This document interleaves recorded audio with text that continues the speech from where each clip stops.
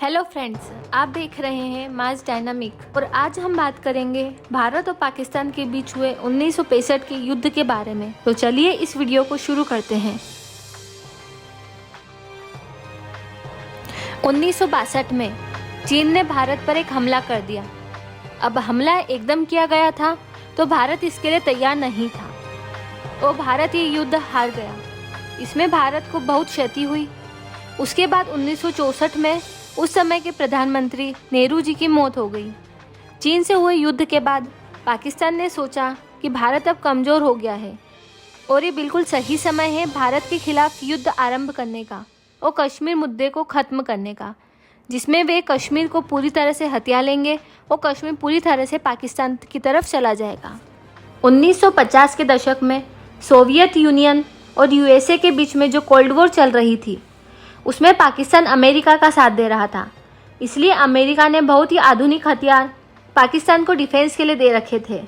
इस वजह से भारत के पास थोड़े पुराने हथियार थे और पाकिस्तान के पास अमेरिका द्वारा दिए हुए आधुनिक हथियार थे। कुल मिलाकर पाकिस्तान ने ये सोचा कि भारत अभी कमज़ोर स्थिति में है और ये बिल्कुल सही समय है भारत से कश्मीर को छीनने का। 1962 में भारत ने चीन से हारने के बाद आधुनिक हथियारों को खरीदना भी शुरू कर दिया ताकि भविष्य में भारत को मुश्किलों का सामना न करना पड़े। पाकिस्तानी आर्मी को लगा कि 1964 में भारत के प्रधानमंत्री जवाहरलाल नेहरू जी की मौत होने के बाद Bharat political point of view से बहुत कमज़ोर हो जाएगा। दूसरा, भारत ने अभी चीन के साथ युद्ध किया था जिसमें भारत की आर्थिक स्थिति काफ़ी कमज़ोर हो गई थी। नेहरू जी की मौत के बाद भारत को एक प्रधानमंत्री की ज़रूरत थी तो लाल बहादुर शास्त्री जी को भारत का प्रधानमंत्री बनाया गया, लेकिन सिर्फ 2 वर्षों तक ही भारत के प्रधानमंत्री रहे। दूसरी तरफ पाकिस्तान के जनरल अयूब खान ने तख्ता पलट कर दिया था और पाकिस्तान का पूरा कंट्रोल अपने अंडर कर लिया था। अब इससे पहले हम बात करें युद्ध के इवेंट्स के बारे में, हम पहले जानेंगे भारत और पाकिस्तान के पास उस समय कौन कौन से हथियार थे।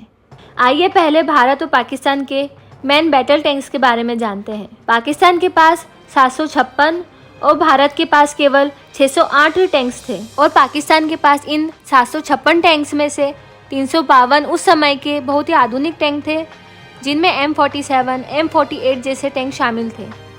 लेकिन भारत के पास उसके मुकाबले केवल 182 सेंचुरियन टैंक्स थे।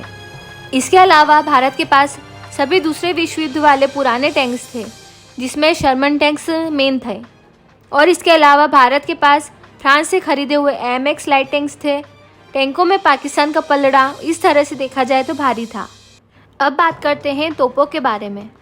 तो भारत के पास 628 और पाकिस्तान के पास 552 तोपें थी, लेकिन यहाँ भी पाकिस्तान के पास कुछ आधुनिक तोपें थी जो अमेरिका द्वारा दी गई थी, लेकिन भारत के पास उसके बराबर की पावर की बहुत ही कम तोपें थी। अब बात करते हैं भारत और पाकिस्तान की वायुसेना के बारे में। पाकिस्तान के पास 152 कॉम्बैट एयरक्राफ्ट थे, वहीं भारत के पास 309 कॉम्बैट एयरक्राफ्ट थे। क्वालिटेटिव एस्पेक्ट से देखा जाए तो पाकिस्तान के पास उस समय के बहुत ही आधुनिक कॉम्बैट एयरक्राफ्ट थे जो कि ऑब्वियसली अमेरिका द्वारा दिए गए थे। अब आपको ये लग रहा होगा कि भारत का पलड़ा इस क्षेत्र में भारी है, लेकिन ये मत भूलिए कि भारत को अभी भी चीन और भारत के युद्ध के बारे में विचार रखना था। इसलिए भारत के काफ़ी हथियार, एयरक्राफ्ट इत्यादि चीन की ओर तैनात किए गए थे। ये है कच्छ का इलाका। यहाँ पर सरक्रेक नाम की एक जगह पर भारत और पाकिस्तान की इंटरनेशनल बाउंड्रीज पूरी तरह से निश्चित नहीं की गई थी। भारत के अनुसार इंटरनेशनल बाउंड्रीज ये होगी और पाकिस्तान के अनुसार इंटरनेशनल बाउंड्री से दूसरी वाली होगी। इसी तनातनी के चक्कर में पाकिस्तान ने यहाँ पर छोटी सी फायरिंग की और यहाँ घुसपैठ कर अपने अंडर करना चाहा। इससे पहले भारत यहाँ पर बहुत बड़ा कदम लेता।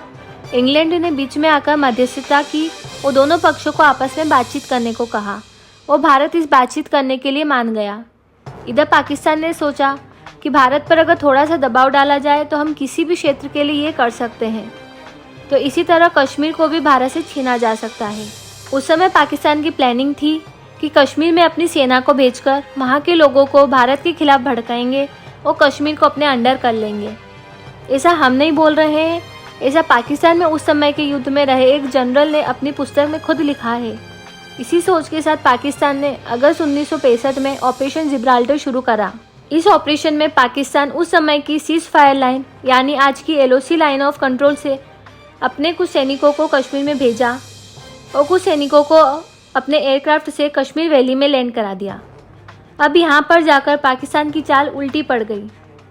पाकिस्तान के सैनिक वहाँ के लोगों को भड़काने चले थे, लेकिन कश्मीरी लोगों ने उन सैनिकों को ही वहाँ की पुलिस के हवाले करना शुरू कर दिया और ऑपरेशन जिब्राल्टर पूरी तरह से फेल हो गया। सितंबर 1965 में पाकिस्तान ने एक और ऑपरेशन शुरू करा जिसका नाम था ऑपरेशन ग्रैंड स्लैम। इसमें पाकिस्तान ने अपनी पूरी आर्मी अखनूर नाम की एक जगह जो कि जम्मू कश्मीर में स्थित है वहाँ पर भेज दी। वहाँ पर बमबारी भी की, लेकिन भारत ने इसका करारा जवाब देते हुए अखनूर को बचा लिया।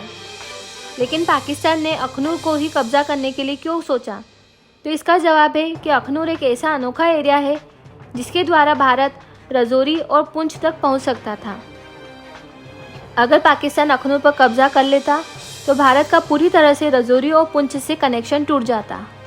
भारत और पाकिस्तान के बीच युद्ध पूरी तरह से छिड़ चुका था और भारत ये जानता था कि पाकिस्तान अपनी पूरी आर्मी की नज़रें कश्मीर पर गड़ाए हुए है। तो इसी बात का फ़ायदा उठाते हुए भारत ने कश्मीर पर थोड़ा प्रेशर रिलीज़ करने के लिए पंजाब की तरफ से लाहौर की तरफ अटैक किया और इसी तरह से पाकिस्तान की आधी आर्मी कश्मीर की ओर से लाहौर को बचाने के लिए अपना रुख पंजाब की तरफ करने लगी। भारत के जो टैंक्स थे वो लाहौर के बहुत करीब पहुंच चुके थे और इसी बात का जवाब देने के लिए पाकिस्तान की आर्मी भी लगभग 5 किलोमीटर तक भारत के अंदर पहुंच चुकी थी और खेमकरण नाम की जगह पर अपना कब्जा कर लिया था।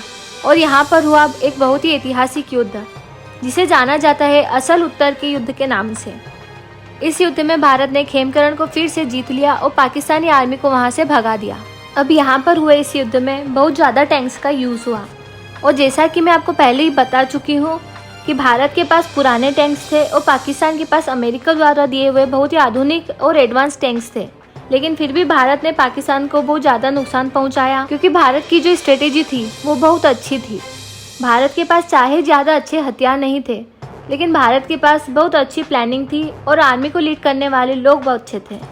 अब बात करते हैं भारत और पाकिस्तान के बीच की एयरफोर्स की लड़ाई के बारे में।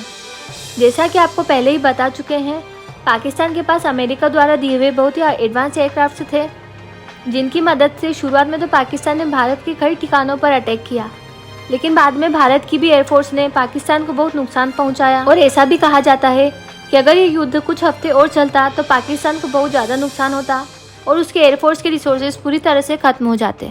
उसके बाद बात करते हैं नेवी की लड़ाई के बारे में। भारत और पाकिस्तान की नेवी के बीच बहुत ज़्यादा लड़ाई नहीं हुई। पाकिस्तान ने भारत के कुछ एरियाज़ पर अटैक किया था नेवी के थ्रू, लेकिन ये अटैक्स इतने बड़े नहीं थे कि भारत को कुछ ज़्यादा नुकसान हो पाए। दोनों देशों के बीच मुख्य लड़ाई केवल आर्मी और एयरफोर्स के द्वारा ही लड़ी गई थी। यूएस और यूएसएसआर की मध्यस्थता के कारण ये युद्ध रोक दिया गया और 22 सितंबर 1965 को ये युद्ध विराम घोषित कर दिया गया। अब बात करते हैं इसके रिजल्ट्स के बारे में। तो ऑफिशियली किसी ने ये नहीं बताया कि हमारे कितने सैनिक मारे गए, लेकिन कुछ इंडिपेंडेंट रिसोर्सेज के अकॉर्डिंग इंडिया के 3000 और पाकिस्तान के 3800 सैनिक मारे गए थे। और इसी तरह से बाकी दूसरी चीज़ों के इंडिया और पाकिस्तान ने अपने अपने अलग अलग आंकड़े प्रस्तुत किए हैं, लेकिन इंडिपेंडेंट सोर्सेज का कुछ और कहना है। लेकिन कुल मिलाकर कहना चाहे तो इंडिया की कंडीशन पाकिस्तान से ज़्यादा अच्छी थी। अब बात करते हैं दोनों ने कितना कितना एरिया अपने अंडर एक्वायर किया। तो यहाँ पर भी इंडिया और पाकिस्तान अपना अलग अलग क्लेम करते हैं, लेकिन इंडिपेंडेंट सोर्सेज की माने तो इंडिया ने 1840 स्क्वायर किलोमीटर अपने अंडर किया और पाकिस्तान ने 540 स्क्वायर किलोमीटर अपने अंडर किया। लेकिन यहाँ पर लॉजिकली इंडिया की जीत हुई क्योंकि पाकिस्तान ने जो एरिया एक्वायर किया था वो रेगिस्तानी एरिया था जहाँ खेती जैसे काम नहीं कर सकते थे, और वहीं भारत ने पाकिस्तान के पंजाब के आसपास के, लाहौर के आसपास के और कुछ कश्मीर के आसपास के ऐसे एरियाज को एक्वायर किया था जो खेती करने के लायक थे और जिससे देश को बहुत ज़्यादा फ़ायदा हो सकता था। अब यहाँ पर सबसे बड़ा प्रश्न यह है कि कौन ये युद्ध जीता। तो दोनों देश ही क्लेम करते हैं कि वे ये युद्ध जीते हैं। भारत इसे हर साल सेलिब्रेट करता है और पाकिस्तान भी अपनी जीत को हर साल सेलिब्रेट करता है। ऑफिशियली तो ये क्लियर नहीं है कि इसमें कौन जीता, लेकिन सब जानते हैं कि कौन जीता। वहीं इंडिपेंडेंट सोर्सेज की माने तो भारत इस युद्ध में ज़्यादा अच्छी कंडीशन में था और पाकिस्तान अगर भारत के साथ 1 महीना या कुछ हफ्ते और युद्ध करता तो पाकिस्तान की रिसोर्सेस और पाकिस्तान की पूरी कंट्री की बहुत बुरी हालत होती। पाकिस्तान बहुत बुरी कंडीशन में चला जाता और शायद उसे उभरने में कई साल लग जाते। इसके बाद 10 जनवरी 1966 में ताशकंद का समझौता हुआ। ताशकंद उस समय तो यूएसएसआर में प्रेजेंट था, लेकिन उसके बाद जब यूएसएसआर अलग अलग देशों में बटा तो उसके बाद ताशकंद उज़्बेकिस्तान में चला गया। इस समझौते में भारत के प्रधानमंत्री लाल बहादुर शास्त्री जी और पाकिस्तान से जनरल आयूब खान को बुलाया गया। इसमें भारत को स्ट्रेटेजिकली बहुत लॉस हुआ। नंबर 1, क्योंकि इस समझौते के अकॉर्डिंग जो प्री वॉर इंटरनेशनल बाउंड्रीज थी वो वही बन जाएगी, यानी दोनों देशों ने जितनी बाउंड्रीज एक दूसरे की जीती थी वो उन्हें वापस देनी पड़ेगी, जो कि भारत के लिए स्ट्रेटेजिकली अच्छा नहीं था। नंबर 2, उसके बाद एक दूसरे के युद्धबंदियों को वापस लौटाना था, यानी भारत के जो युद्धबंदी पाकिस्तान में थे वो पाकिस्तान के युद्धबंदी जो भारत में थे उन्हें एक दूसरे की कंट्रीज में वापस भेजना था।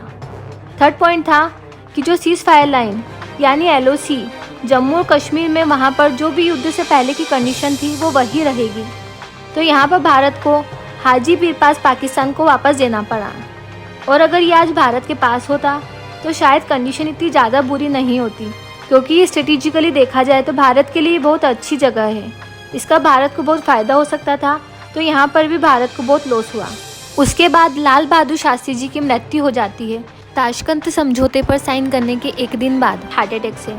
इसकी भी अभी तक कोई क्लियरेंस नहीं है कि उनकी मृत्यु कैसे हुई थी। तो आई होप आपको इस युद्ध के बारे में सब कुछ समझ आ गया होगा। जय हिंद, वंदे मातरम। वीडियो को लाइक कीजिए, अपने फ्रेंड्स के साथ शेयर कीजिए और इसी तरह की वीडियो अपडेट्स के लिए सब्सक्राइब कीजिए।